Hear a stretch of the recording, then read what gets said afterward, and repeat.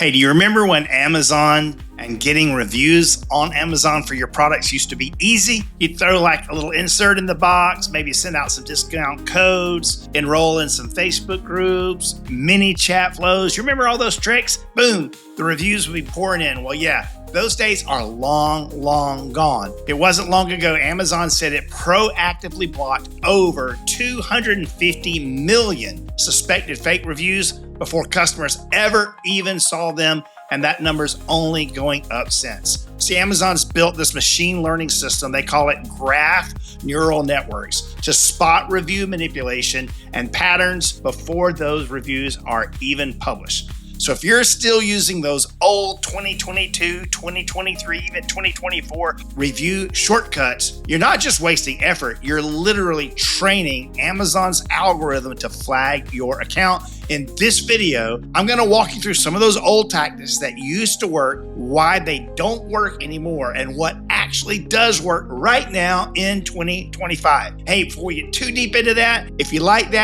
plug and play review funnels that are 100% compliant with Amazon's terms of service, if you like this kind of information that saves you from having your account suspended, hit that subscribe button, follow us here at eComCatalyst. Would love to have you. All right, so let's talk about some of the old review tactics that really used to work that don't work so well. All right, now one is product inserts asking for reviews. Now, I'll be honest, I kind of have mixed feelings here. I see a lot of product inserts, even on things that I order, especially from foreign sellers, that are just blatantly violating Amazon's terms of services. You'll have an insert that'll say something like, leave us a 5-star review and then send us this email and we'll PayPal you back 100% of what you paid. Completely fraud, right? Totally violates Amazon's terms of service as far as review manipulation, or what they call incentivized reviews. And you think, well, they do it all the time and they get away with it. But when you want to play that dangerous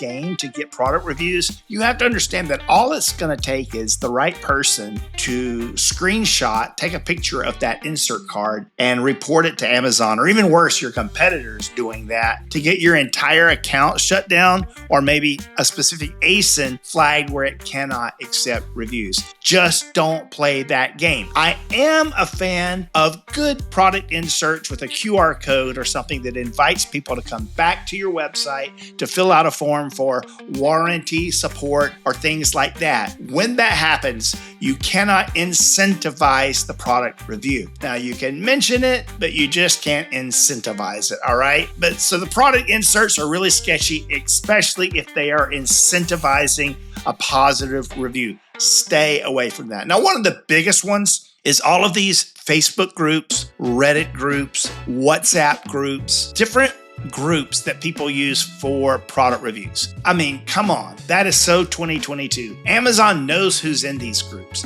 They see the reviews. Not to mention the fact that Amazon knows what a normal review rate is. It's actually about 1%. That's sadly low, but about 1.5% of people that buy your product are going to leave a review. So if you do something sketchy and you launch a product and you're getting like a 15% product review rate, Amazon's gonna see that. You won't outsmart them. You won't outsmart their algorithm. And they also understand that when the same old reviews come from the same group of people, they shut those things down. Stay away from that. Email follow-ups outside of Amazon. Some people say that you can still get away with this. I actually feel like you can get away with that if everything is not in Amazon's messaging center. You have to be completely removed from the Amazon ecosystem. But then how do you get that email? That's the question. And that's when you go back into the product inserts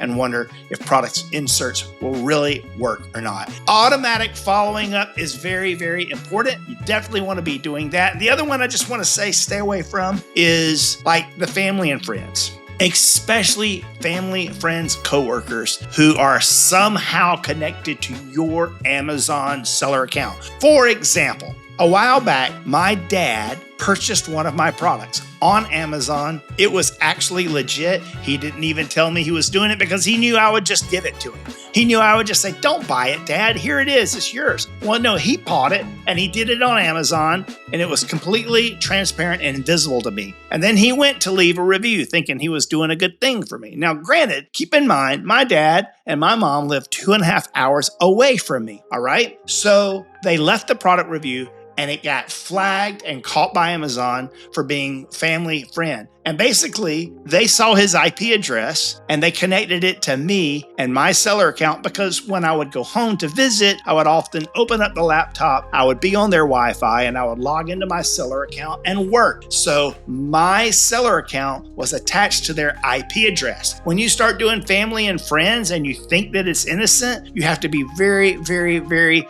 careful how your address overlaps with them, how you're connected to them on social media. Amazon has gotten smarter and smarter and smarter about these things. I would encourage you to stay away. I want to say every time that like one of these tactics gets shut down, Amazon's detection gets better and smarter. The fact of the matter is this. It's definitely harder, but Amazon cracked down for a reason. Very often, they made public statements about protecting customer trust and review authenticity. They are claiming that over 250 million fake reviews were blocked in 2023. If you go to aboutamazon.com, you'll see even more of their trust factor things, how they're using AI and graph neural networks for detection. And the UK actually got very heavily involved on Amazon.uk with regulatory involvement about this. And Amazon's been working with even stricter review enforcement under the Digital Market Act. All right, this isn't Amazon trying to be evil. This isn't Amazon trying to make things harder. It's Amazon protecting its biggest conversion lever that they have, which is trust. All right, so let's talk about what actually works. All right, number one, Amazon Vine. Now, this channel here at eComCatalyst here on YouTube has become like the go-to channel for Amazon Vine.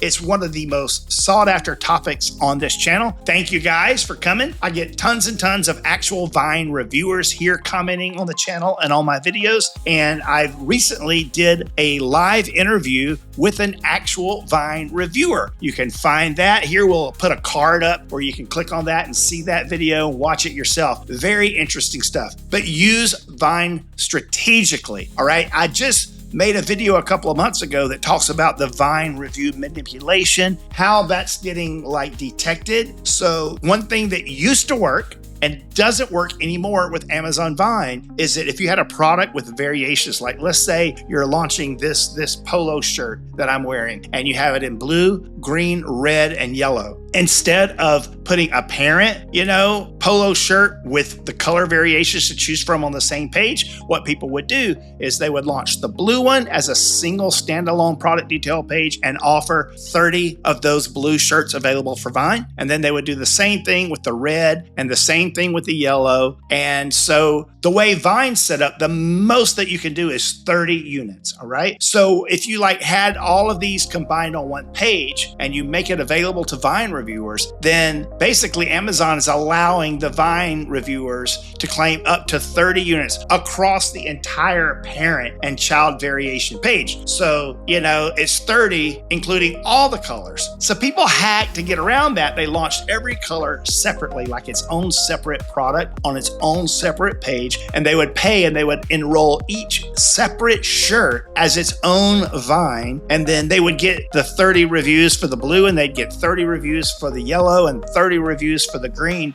And then after all of those Vine reviews come in, they would merge those together on a single product detail page with a color variation swatch there. And then all those reviews would be aggregated. Instead of having 30, you'd have 120 or something like that. Amazon caught on to that. That tactic does not work in 2025 because Amazon will strip those reviews. They'll notify you, the seller, and they'll even notify the reviewer that, hey, you can't have a review on the yellow and a review on the blue separately because you've already reviewed this product. They're looking at the product itself, not the individual variation, size, style, color of that product. But other than that, using Amazon Vine program, especially in the way that we've outlined in many of the videos here on this channel, is still very, very effective and highly recommended to get your initial product reviews. Another thing you can do, just deliver a great product with a great post-purchase experience. If you're utilizing FBA, your experience as far as fulfillment should be good. You don't have a whole lot that you can do after the fact, but you should absolutely still request a review. In Seller Central, after a few days have passed after the delivery,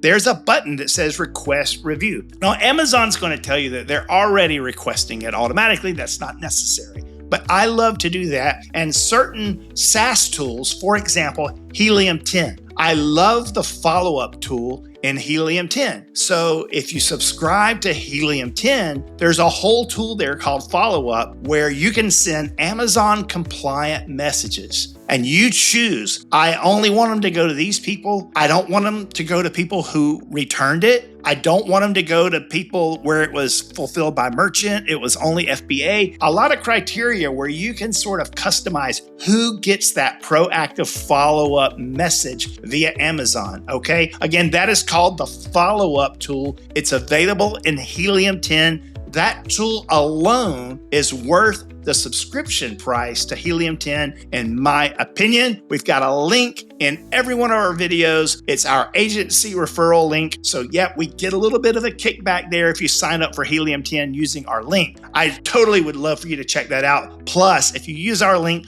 we always have the best deal available. Helium 10 gives us as a partner special discounts, whether it be 10% off for life or 20% off for 6 months, sometimes 40, 50%. When you click the link in our video description for Helium 10, kind of down at the bottom under resources on all of our videos, whatever you click that link, it's going to give you whatever the most current best offer is for Helium 10. So check out follow up to automate your review requests. Another thing you should do is really leverage user-generated content and influencer marketing. That's going to be sending authentic, real people to purchase your products that are a little more likely to leave a review. Now, if you're not quite sure how to get started in that, there is an influencer marketing playlist here on my channel. Go up to playlists, see influencer marketing. I just did a 4-part series on creator connections and how you can utilize that to get more orders for your products on Amazon. You know, also an exceptional listing that really gives all the details and doesn't lead to confusion, that doesn't leave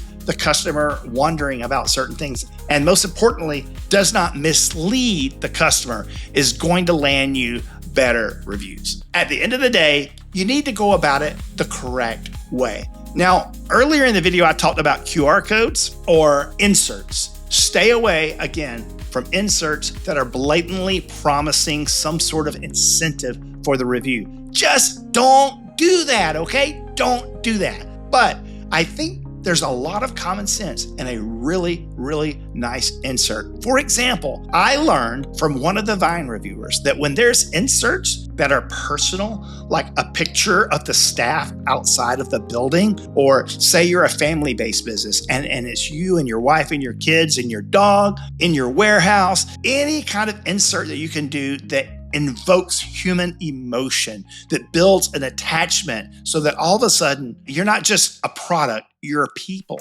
You're someone they relationally and emotionally connect to. They're way more likely to go and leave a review. So inserts are fine. Give them your company history. Give them information about your brand. Give them a QR code to scan that will bring them to your website where they can register for your email list. And of course, if they scan that QR code and they come into your email list, you should tag them as an Amazon customer and naturally say, we hope that you loved our product. We would love for you to leave a review or an honest review or an unbiased review. But stay away from any language that leads them to make a positive review so that you can stay compliant. At the end of the day, here's the mind shift. It's not about trying to trick Amazon. It's building trust with Amazon and with customers. In 2025, there's already been this massive crackdown. Amazon said, quote, "We are legally committed to fighting fake reviews," and they claim now that over 99% of their product reviews